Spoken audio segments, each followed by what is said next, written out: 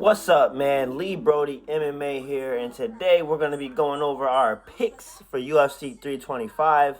Now, I'm going to be quite frank and straightforward about this. I don't know everybody on here. That's the thing, though.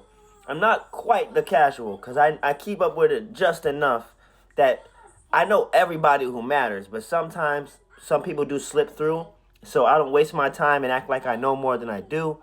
But I'm going to start off with Torres Finney, right? Finney's a funny dude. They say he got no neck, super small, stocky guy. He's 11-0, never lost, but I believe he has some pretty dog shit looking fights. Um, People start off a certain way, and I pretty much just pray that they get better because a lot of people do have like a ton of potential, and I don't even see him as one of those guys. I don't exactly know why I said that, but he's fighting. He's 11-0. He's fighting Jacob. Jacob is 8-3. So that's not going to be a pick or a lock, but I would probably say that that's going to go the distance, to be 100% honest. Also, Cody Brundage is fighting 11-7. If you're a Cody Brundage fan, congratulations to you. I'm really not too Brundagey. But he's fighting too. So these are just picks I'm throwing out there. These are not picks that I would necessarily bet on. But Cam is 13-3. Brundage is 11-7. You do what you want with that information. Then we got Junior Tafa fighting. Now these Tafa brothers, bro, I don't know how they haven't been getting cut. They haven't been doing the best. They've been trying, but you know what I'm saying? I don't know what kind of Dana White privilege they have. I don't know if maybe they just bring in the right amount of numbers. They're good fighters. They're entertaining for the most part, whether they finish people or get finished. But I do have a lot of respect for them. I think one brother had to pull out, another brother stepped up, and he still lost. But it was just mi corazón. You feel what I'm saying? Mi corazón, son. So yeah, that's gonna be it for the prelims. And let's go to the main card. Let's see. Jamie Malarkey just got one of those faces, you know what I'm saying? He's got one of them like thick eyebrow caterpillar faces.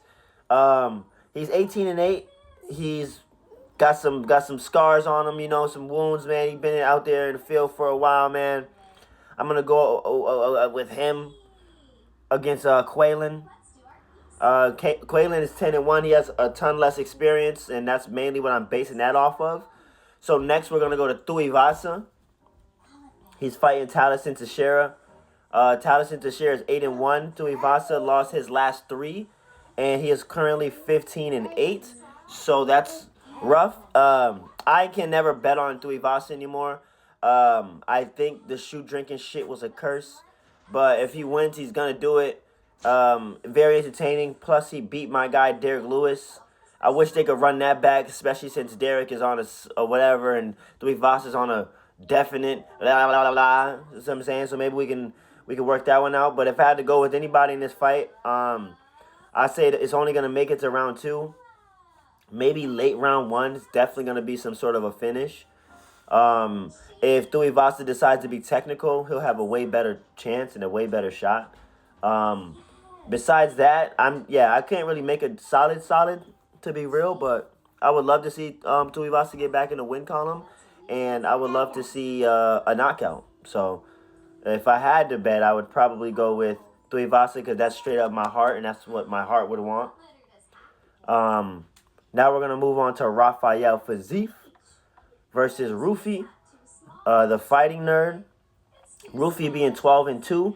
Rafael Fiziev being 13-4, coming off of that loss to Gaethje, looking really sharp still, perfect, kind of almost in a perfect position right now. Maybe not in terms of becoming a champion necessarily immediately or in the near future, but he's on his way for sure. He's a beast, definitely some of the best hands inside of the lightweight division. So that's just gonna be a banger of a fight. If I had to make a choice, I would always. So what's been happening lately, I don't know if I told you guys, but I've been going with like the people who are still here compared to the people on their way out, or the people who are like the young guys.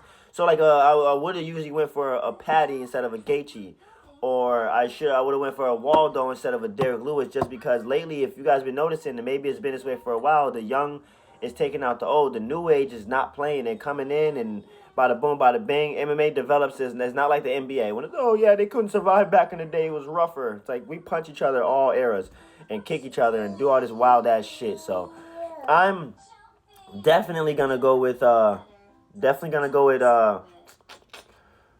Rufy, but I expect Raphael to pull it off. So next we're gonna go with Dan Henderson. Jesus. Dan Hooker and Benoit Saint-Denis. Now, these are two funny characters. I think it's going to be a banger of a fight, not going to lie. But Benoit Saint-Denis gets mad respect, but I feel like he's such a 50-50 fighter. He's really good, but he loses to, like, the elite all the time. Dan Hooker and Poirier went 50-50. They went 50-50. And Dustin came out on top.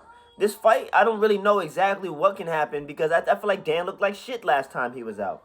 He's not ready to fight these young guys, and Benoit Saint-Denis is kind of almost one of these young guys on the come up in a way, you know what I'm saying? So if I really, really had to go, especially with Benoit coming off of that knockout on Dariush, which was quick and easy, hit him right here, right behind the ear, bada boom, you know what I'm saying?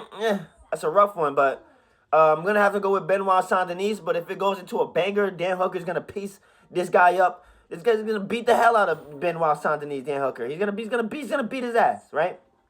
Next, we're going to go with the main event. I'm going to keep this one as sweet and short as I possibly can, too. Diego Lopez and Volk, the last time they fought, right? It looked really good. It looked 50-50. Anybody could have won. Volk edged it out with experience every time. Just edged it out. He did get dropped. He hurt Diego a few times. It was a good fight. He's saying he's going to come out here and actually finish him this time. We'll see, Volk. Volk is a funny character to me, too, because he's an animal. He's a beast. But at the same fucking time, bro, at the same time, seeing him get knocked out back-to-back hurt us all, scarred us all, would traumatize us all. It's all I can see every time he fights. I'm like, no, don't head kick him. Oh, Volk, watch out. Well, please. I'm scared, bro. I'm scared, and that's probably just my investment into the fighter himself. Like, I have a lot of love for Volk. Real humble guy, real cool guy. Lopez on the come up. He needs this experience to become a champ, which I could see him being a champ one day for the featherweight division. I'm not gonna lie. I also think that giving Lopez to Volk again wasn't really too fair, kind of disrespectful. But hey, what can we do?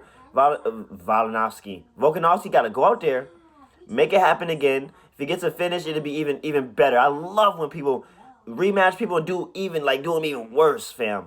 Feel me, like Marab and Sean, like, get worse. It shouldn't be the same fight twice. It should not be the same fight twice, all right? But if I had to pick, I'm going to have to go with Volk, as anybody would, and just hope for the best. Grab my seat as tight as I can every time they engage with each other. Volk is going to be Volk. We're thinking since he got knocked out, he was going to be scared last time. He wasn't. He went straight into the fire. Diego Lopez must have learned something in camp and watching footage from the last fight, and I would love to see what that is today.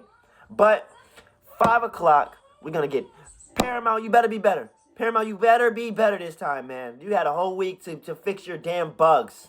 All right? Now, I want to thank everybody for watching my video and subscribing. And if you have any of your own picks, put them in the comments. Please let me know. This card, to me, is not as good as last week's card, technically. But I will say it has better names in a way. Certain, you know what I'm saying? That card was saved by the 324 was saved by Patty and them and Gaethje. This card looks like it's gonna last throughout the night just a little bit more. Say what now? They'll say what now?